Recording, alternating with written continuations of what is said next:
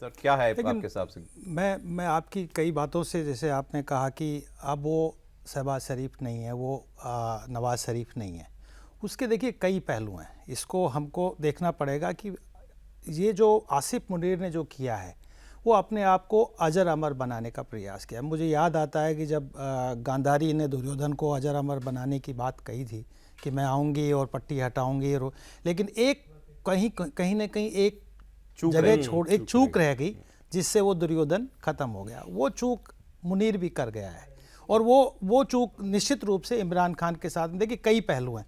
पहली बात कि 27वां जो संशोधन हुआ उसमें 3 पहलू, उसने अपने आप को अजर अमर कैसे किया है, 3 उसमें खास परिवर्तन किया है, और 3 इंस्टीट्यूशन जो पाकिस्तान में हैं उन तीनों को कमज़ोर भी किया है, वो कमज़ोर भी हैं। एक है जो गवर्नमेंट है, आज के दिन सबसे कमज़ोर गवर्नमेंट है, क्योंकि दो पहियों पे चल रही है। एक पीपीपी है, एक पीएमएल है, और पीएमएल में भी वो शहबाज शरीफ और बिल्कुल पंजाब में भी उन्होंने व्यवस्थाएं की हुई है, और इसीलिए वो आसिफ मुनीर के कहने पे चल रहे हैं। दूसरा जो है वो है जुडिशरी को इन्होंने बिल्कुल ख़त्म कर दिया है। कैसे ख़त्म कर दिया है कि एक तो जो फेडरल कॉन्स्टिट्यूशनल कोर्ट बनाया है वो क्या करेगा, वो जितने भी कॉन्स्टिट्यूशनल इश्यूज हैं उस पर सुनवाई वो करेगा, चाहे वो केंद्र और राज्य के बीच में कॉन्फ्लिक्ट हो उसमें भी वही सुनवाई करेगा, और इमरान खान के मुद्दे पे भी कॉन्स्टिट्यूशनल कोर्ट ही सुनवाई करेगा। ये यानी कि ऐसा व्यवस्था की है कि इमरान खान कभी भी जेल से बाहर नहीं आएगा, ऐसी पूरा बढ़िया से व्यवस्था की है।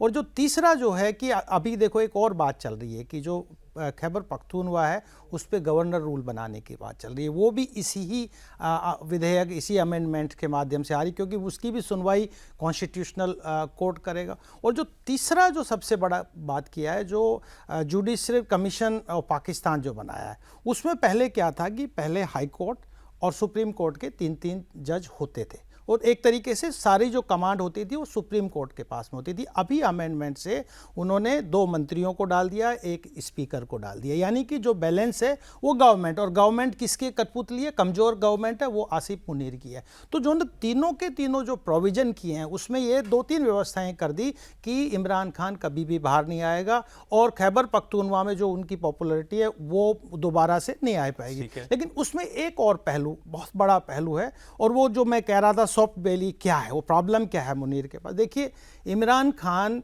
क्यों प्रॉब्लम है, क्यों दोनों का कन्वर्जन ऑफ इंटरेस्ट है, नवाज शरीफ का और आसिफ मुनीर का, उसका कारण क्या है कि इमरान खान पंजाब में बहुत पॉपुलर है, आज भी बहुत पॉपुलर है, और खासकर यूथ में पॉपुलर है। जब 2022 में चुनाव हुए, आप ये देखिए कि उसकी पॉलिटिकल पार्टी को बैन कर दिया गया था, बैन करने के बावजूद भी उन्होंने 96 सीट्स को जीता, उनके जो इंडिपेंडेंट अपने कैंडिडेट्स वो, और अगर प्रोपोर्शनल जो कैंडिडेट्स को सीट्स को मान लें तो लगभग 120 सीटें इमरान खान के पास, तब जब उसकी पॉलिटिकल पार्टी को बैन कर दिया गया। तो एक तो सबसे बड़ा प्रॉब्लम क्या हो गया कि अभी भी इमरान खान, बाकी देखिए सिंध में वो पॉपुलर नहीं है, कराची के अलावा उसके पास सिंध में नहीं है, लेकिन पंजाब में बहुत पॉपुलर है, और खैबर पख्तूनख्वा। दूसरा जो बहुत बड़ा फैक्टर है जिसको हम कहते हैं कि अभी आर्मी में फैक्शंस हैं, वो फैक्शंस है, तो यानी कि आज भी जो ये पख्तून हैं उनका एक रिप्रेजेंटेशन पाकिस्तान आर्मी में है, वो बैलेंसिंग फैक्टर, वो और वही उसी का ही सॉफ्ट कॉर्नर इमरान खान के प्रति है। अब सवाल क्या आता है कि जहां पर खैबर पख्तूनवा की बात आती है या पख्तून कम्युनिटी की बात आती है, वहां तालिबान भी आता है।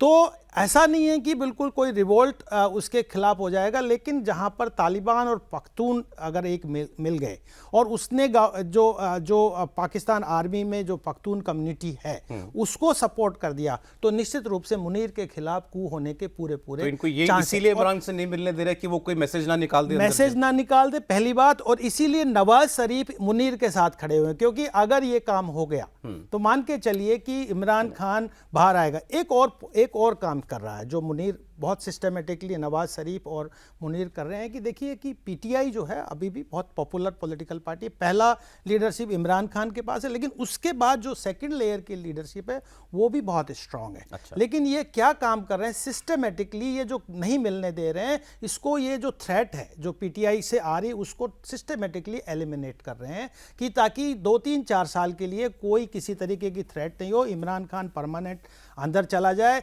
2030 तक मुनीर की कुर्सी मजबूत हो जाए। लेकिन उसमें एक जो एंगल लास्ट में पॉइंट कहना चाहूँगा कि नवाज शरीफ कहते हैं क्या हमेशा हम मुनीर के अंडर में ही काम करेंगे, ये मुनीर ही अमर रहेगा क्या? वहाँ ये कॉन्फ्लिक्ट आ रहा है कि शहबाज शरीफ बाहर चले गए और वो साइन नहीं कर रहे उस अब पे। सवाल ये है, पहली बार आपने क्लियर किया कि इमरान जेल से बाहर नहीं आ रहे किसी सूरत में, बिल्कुल कॉन्स्टिट्यूशनल प्रोविजन कर दिया। इन जेल फॉर लाइफ, बिल्कुल 14 साल की सजा तो ऑलरेडी हो चुकी है और कई और लाइफ टर्म्स इनको मिल सकते हैं कई केसेस में। और चलें ये बात मान लेते हैं, फिर अगर इमरान थ्रेट नहीं है तो इसका मतलब नवाज शरीफ शहबाज शरीफ कुछ और चाहते हैं आसिम मुनीर से, इसलिए उसका नोटिफिकेशन ये लोग नहीं निकाल रहे। लेकिन फिर वही सवाल है, जिसके कहने पे तुम कॉन्स्टिट्यूशन अमेंड कर चुके हो उसको अब क्या रोक लोगे 1 दिन 2 दिन तक डिले करके उसका एक सरकारी कागज निकालने के बाद? सौरभ जी जय हिंद, नमस्कार। सबसे बड़ी बात जो मेरे को अपने लिए लगती है एज अ लेमैन, ये जो सारी बातें अभी तक हमने करी है ना, ये पढ़ी लिखी बातें हैं इंडियन पॉइंट ऑफ व्यू से। पाकिस्तान में जाइए, पाकिस्तान का पॉइंट ऑफ व्यू देखिए। आपने बोला वहाँ 3 लोग मैटर करते हैं, सो कॉल्ड मुनीर, नवाज और इमरान। मैं आपको एक और डेफिनेशन देता हूँ। Munir, Imran care of Munir, Shahbaz care of Munir. सही है। नहीं, मैं पाकिस्तान पॉइंट ऑफ व्यू दे रहा हूं आपको। ये ना, हम जैसे शरीफ लोग हर एक चीज में शराफत से चीजों को देखते हैं। आप पाकिस्तान के पॉइंट ऑफ व्यू से देखिए। आप बोलते हैं कि वहां पर पॉलिटिकल कमजोर है। तगड़ी कब थी? तगड़ी होने कब थी? आप आज नहीं ले लीजिए, 10 साल ले लीजिए, 20 साल ले लीजिए, 50 साल ले लीजिए, हमेशा से एक ही जना वहां तगड़ा था, that was Pakistan army, Pakistan ISI। आप जुडिशरी की बात कर रहे हैं, जुडिशरी तगड़ी कब थी? कौन सी ऐसी जुडिशरी हमने पाकिस्तान के अंदर देखी? ये पाकिस्तानियों का कहना है कि जो आर्मी के कंट्रोल में नहीं थी। मैं कह रहा हूं आप सारी चीजें छोड़ दीजिए, उनका इंसेप्शन, पाकिस्तान का बनना अपने आप में किसके बलबूते पर था जब स्टार्ट हुआ? जितना पाकिस्तान मार्शल लॉ में रहा है उतना तो मेरे ख्याल पॉलिटिकली डेमोक्रेसी। सर एक फर्क है,